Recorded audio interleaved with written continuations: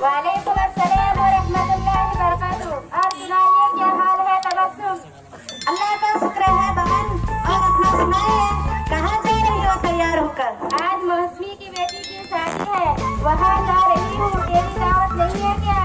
मेरी यहाँ तो दावत नहीं है, मुझे तो पता भी नहीं है, अभी तो तुम्हारे से पता चल रहा है। अच्छा, तुमने अपनी लड़की की शादी में दावत नहीं दी थी क्या? मैंने तो उसके पूरे घरवाले को दावत दी।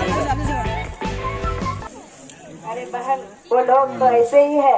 दूसरी की यहाँ तो पूरा घर खूब उछल के खाएंगे। जब खिलाने का नंबर आता है तो उनकी नानी मर जाती है। वो मौसम है। उसकी लड़की की शादी में मैंने उसकी बेटी की जहेज में बड़ी वाली अलमारी दी थी और वो मेरे लड़की की शादी में छोटा सा वाटर कूलर लेकर आई थी।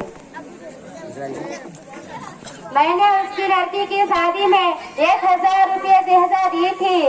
उसने मेरी लड़की की शादी में 100 रुपये जहेजा लिखवाई। दिल तो करता है ऐसे लोगों को न दावत दे और न ही उनकी लड़कियों की शादी में जहेजा वगैरह दे। हाँ मीना रंजना, ऐसे लोगों को तो दावत नहीं देनी चाहिए जो दूसरी की यहाँ तो दावत खा ले और अपने लड़कियों की शादी में दावत खा ले। अस्सलाम वालेकुम व रहमतुल्लाह। वालेकुम सलाम व रहमतुल्लाहि व बरकातुहू। आप लोग बहुत गुस्से में नजर आ रहे हैं, खैरियत तो है? खैरियत मत पूछो बहन, जमाना बहुत बेवफा हो गया है। आखिर क्या हो गया है बहन? बहन, बात दरअसल ये है कि मौसम की बेटी की शादी है, उसने हम सबको दावत नहीं दिया है। हम लोगों का कहना है कि हमने अपने लड़की की शादी में उसको भर भर के दावत दी थी। ये सुनकर मुझे भी बहुत अफसोस हो रहा है। हकीकत में बहन, आज जमाना बदल गया है।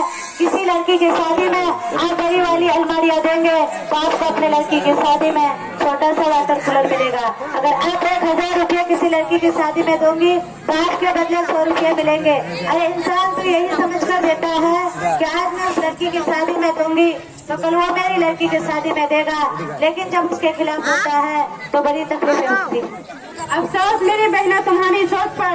आप लोगों को मालूम होना चाहिए कि जो शख्स इस नियत से दावत दे कि कल यहाँ उसके किसी की शादी होगी तो ये मुझे भी दावत देगी, उसकी दावत को कबूल नहीं करनी चाहिए और न ही उसकी शादी में शिरकत करनी चाहिए। मेरी बहनों, तुम्हारी सोच इतनी घटिया है कि मुझे तुम्हारी देने पर अफसोस हो रहा है। मेरी बहनों, आप लोग किसी लड़की के शादी में दहेजा इस नियत से देते हैं कि आज मैं उसकी लड़की के शादी में दूंगी तो कल ये मेरी लड़की के शादी में देगी। मेरी बहनों, ये किसी की मदद नहीं है, ये तो कर्ज है। अगर इसी हालत में वो दुनिया से चली गई तो ये कर्जदार रही। मेरी बहनों, ये बहुत घटिया सोच है, बल्कि दुआ करनी चाहिए कि अल्लाह उसकी बेटी की इज्जत को बचा ले।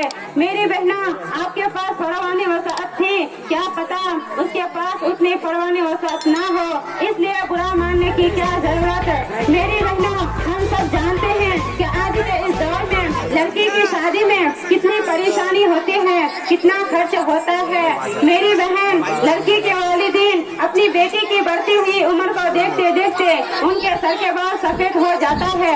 कितनी मुशक्कत के बाद वो अपनी के लड़की के शादी कराते हैं, उसका अंदाजा एक वालिदीन भी लगा सकता है।